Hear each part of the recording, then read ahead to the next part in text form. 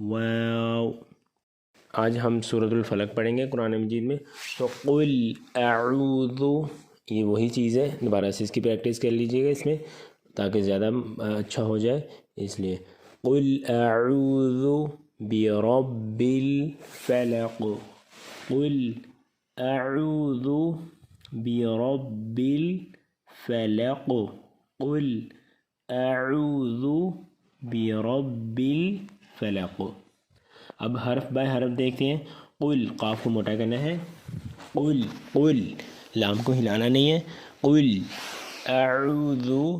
اعوذ، دیکھیں نا حمزہ میں سادہ پڑھ رہا ہوں، اعوذ، زبان کی نوک کو بڑے دندوں کی نوک کے ساتھ، یہ حروف لثویہ میں سے ہے نا، اعوذ برب الفلق، فلق، فلق، من شر ما، شری، را کے نیچے بری زیر ہے تو بریک ہوگا، شری، شری، شین کی سیٹی کی بات آئے، شری، دونوں دانتوں کو ملا کے شین، شری، ری، ما خلق، خو، حلق کے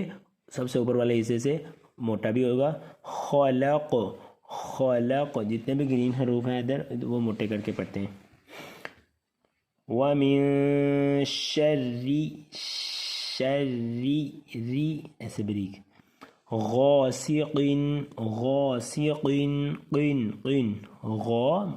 دونوں موٹے، غین اور سین کے سیٹی کی بات ہے، غاسق،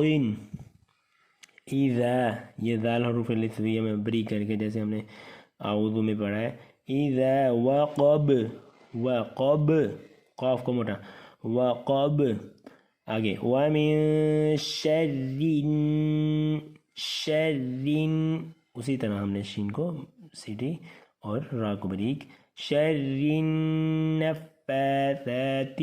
نفاثات، سا کو ہم نے زبان کے نوک پر والے دانتوں کی نوک کے ساتھ لگائیں گے، زبان کے نوک کو اوپر والے دانتوں کی نوک کے ساتھ، شَرٍ نفاثات فی العقد، فی، لام کو ہلانا نہیں ہے، فیل نہیں کہنا، فیل، فیل، عقد، عقد، عقد، عقد، عقد، عین کو ہم نے گلے کے درمیان زیادہ سے زیادہ پریکٹس کرنی ہے، عقد، وَمِن شَرِّ، وَمِن شَرِّ، وَمِن شَرِّ حاسد، ہا کی کیسے بات ہے، سین کی سیٹی کے بعد، حاسد،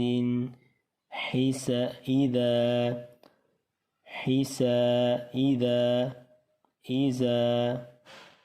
حسد، حسد، وَمِن شَرِّ، شین کی سیٹی کے بعد آئے، شَرِّ، ری، را بریک،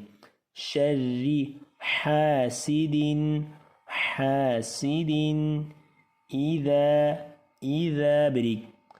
ذال کو ہم نے بریک بنائے، حسد، حسد۔